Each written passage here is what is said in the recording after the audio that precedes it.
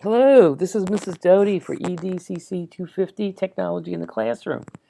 Okay, we're going to try this again. This is the lecture for January 22nd, and here are the topics. So make sure you get these. We're going to talk about the flipped classroom, and we're going to talk about Chapter 1 textbook. All right, you can read the objective down below, and what this is going to be is a review on Chapter 1 from the textbook to prepare for a quiz on January 27th. And the flipped classroom. So we're going to take a look at both of those today in this recorded lecture. Okay, so the first question is, what is a flipped classroom? So what I need you to do is watch the video, Why I Flipped My Classroom.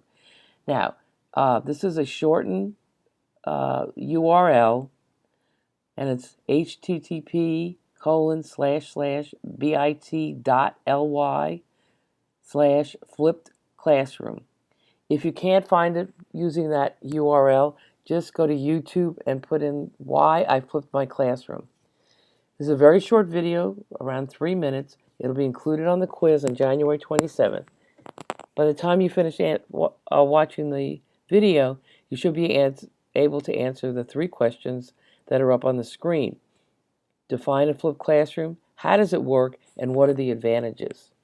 So you can go out and watch that now, stop the video, watch it, or come back to it later. But I guarantee that one of those 3 questions is on the quiz. So we're looking at Chapter 1 from our textbook, Exploring 21st Century Learning. The textbook is listed there, Instructional Technology and Media for Learning, 11th edition. I'm not going to read these all to you, but if you look at the first page in the chapter, you're going to see that this first chapter is called Exploring 21st Century Learning. And the goal is to learn about the uses of technology and media to ensure appropriate student learning in the 21st century. So you can go ahead and look at the topics that are there, and those are the topics that we will be covering in this lecture. Okay, I'm going to give you references to the page numbers so that you can actually go to the page numbers to look to see where the material is. So I'm kind of pointing out some things on those pages. So make sure that you know what pre-K-12 is. Pre-K is pre-kindergarten. And it says education must keep pace with technology as we prepare students for citizenship and successful careers. So what we want to do is we want to make sure that our students are also technologically ready to go on as they leave school upon graduation. So your challenge as a teacher is to help students achieve mastery of core subjects and to teach 21st century skills and knowledge. Again, and what does that all mean? I mean, the core subjects, I want you to think about what the core subjects are. The core subjects are English, language arts, mathematics, social studies, and science. Those are the core subjects. So when we talk about help students achieve the mastery of these core subjects, and there are other subjects, but those are the 4 ones when we're talking about mastery of core subjects. Again, page 2, there's a lot of material on page 2, so please pay close attention to it. And you'll notice here it says prepare students to use technology and media for. Okay, so you're preparing students to be creative, innovative, how to communicate, how to research, how to problem solve. So keep that in mind. This is what students are being prepared for, to use technology and media. And then the second part here, it says learning themes that should be included with core subjects. So while teaching those core subjects, you should also be aware of global awareness, entrepreneurship, and lifelong learning skills. So lifelong learning is really important because we want to teach students how to learn, because they're not going to always have a teacher with them, but how to learn. Okay, take a quick look at these. These are a lot of the skills, just some of the skills that students will be taught in school. We should be teaching them research skills, reading skills, writing skills, media literacy, digital footprint, and you can go ahead and look at the rest of them here, just to mention a few: digital citizenship, presentation skills, copyright. All these things are 21st century skills, and as teachers, we are responsible for teaching students these. Okay, we're still on page 2. says instructional technology. Make sure that you know the definition of instructional technology. It's the integration of teacher and student use and knowledge of tools and techniques to improve student learning. So what you're doing is you're integrating instruction and technology. As I have there, it says teaching plus technology equals enhanced learning experience. So it's the integration of the core subjects with technology that gives students that enhanced learning experience. Going to page 2 to 3, it says promote student learning by creating an appropriate learning environment. So what you want to do is you want to make sure that your environment with your students is organized and ready for students to work in, and it's an appropriate environment for them to learn. Okay, this is very important, and this is going to be throughout the course, and it's called Assure. Okay, and it's a model to assure learning. It's on page 3. So if you need to take your textbook, look on page 3, and you're going to see this. It says the Assure model provides a structure and easy to follow steps to guide teachers through the process of creating lessons that achieve the goals of effectively using technology. So it's kind of a template to put the lesson in. And you take the lesson and you put it into the Assure model so that you can integrate the knowledge and the technology together. And on page 3, you will see the Assure model, and you'll see the things that you need to know in the Assure model. You want to be able to talk about the characteristics of your learners, such as you have in the classroom, these are students who are in a special education classroom. It's a closed classroom.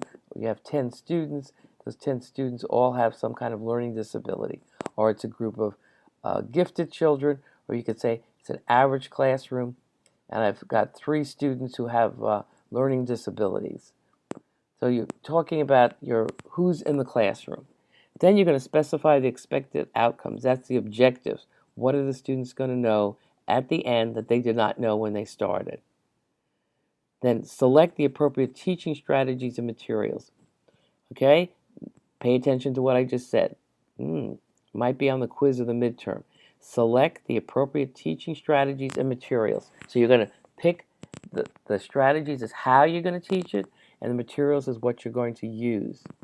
And then it says utilize your resources. So make sure you use the resources that you've stated.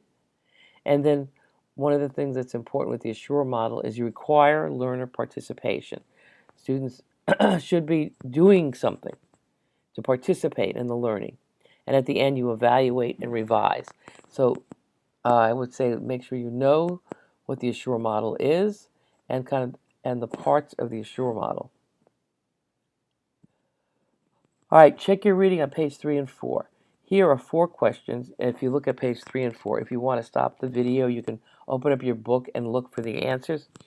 Number 1 is Assure is applicable for what type of technology, subject levels, and learning conditions. Okay, I'll give you the answer to that one. I'll give you a little hint. It's for all of them. It works with all technologies, all subject levels, and learning condition. And then, why was Assure developed? Okay, you're going to look that one up on page 3 and 4. Number 3 says, what is one of the most important roles of technology in media? Okay, it's another one for you to look up. Number 4, it says, does technology automatically make teachers more capable? Okay, I'll give you the answer to number 4, and the question is, it does not. Technology can enhance learning, but it all of a sudden doesn't make a bad teacher a good teacher. It doesn't make them more capable, automatically make them more capable. The teacher still has to teach, and has to know how to use the technology in their instructional strategies. And then, going back to the textbook, list 3 technology benefits for the teacher. Why would the teacher want to use it? Give me 3 reasons why the teacher would want to use these. Okay, the next section that we're going to be looking at is technology gap, better known as digital divide, and it's on page 4. So the best way to understand this is to watch this short video, okay, and it will explain what the digital divide is. What you need to know is in this area, one of the things that students who are on reduced and free lunch are eligible for a service from Comcast, and that service from Comcast allows families to buy high-speed internet for their home at under $10 a month. Watch the video, understand what digital divide is. Okay, and then the answer on page 4, and you may know the answer after you watch the video, is as a teacher, why should you be concerned if your students have access to internet at home?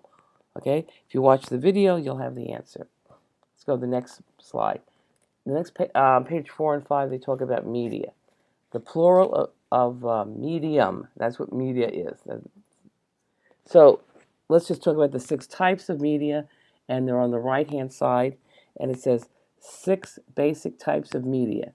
It's text, audio, visuals, and visuals refer to photographs, drawings, illustrations, charts, graphs, maps. Those are things that are visual, as versus video.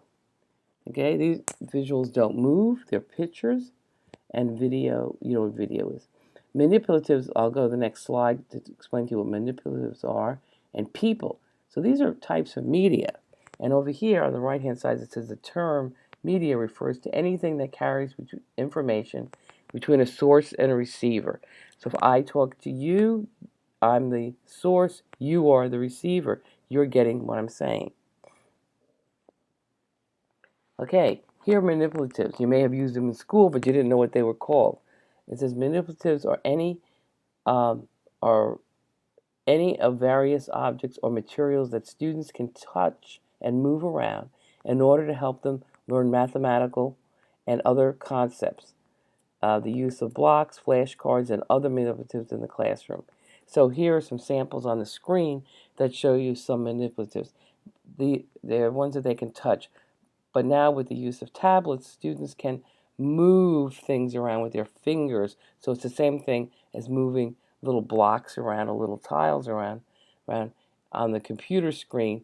It's just virtual manipulatives. Okay, check your reading on page 6.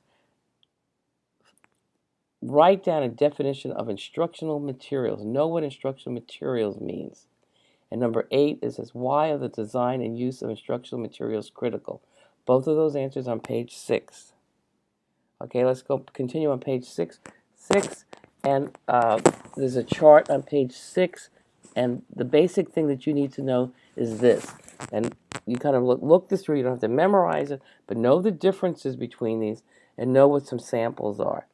Know what media means. Media is, we talked about text, audio, visuals, video, manipulatives, and people. The format. I take the text, I put it in a printed book. I make a web page out of it. That's the format. But if I want an instructional material, the printed book would become the textbook or the e-book or the tech book. Tech book is like an e-book, but it's interactive, so I can click on things and it will take me to movies, it will take me to definitions, take me out to the glossary. Okay? Audio, if I go back here, the media is audio. The format, I could make a CD, I can make a podcast, it can be a live presentation of somebody speaking. But what's the instructional material? The audio app, the actual tape of the audio, the recording, the story maker software to make the CD. So those are the instructional materials. Okay? Go through these and understand the difference between media formats, and instructional materials. Instructional materials is taking the media format and making something that students can use in the classroom. Okay, on to the next slide. This is to kind of help you a little bit more. There's listing of media formats and instructional materials. Okay, so there's a like example. You have a DVD is the medium format. I make a DVD, but the actual DVD and what's on the DVD, what actually plays is the instructional material. I make a CD. The CD is the actual physical CD I can put in my hand. But the CD title, it's just not the title, but it's the actual what's on the CD. The music that's on the CD is the instructional material. Okay, this brings us to the end of part 1. I'll see you in part 2 with the link that I've given you. Follow me to part 2.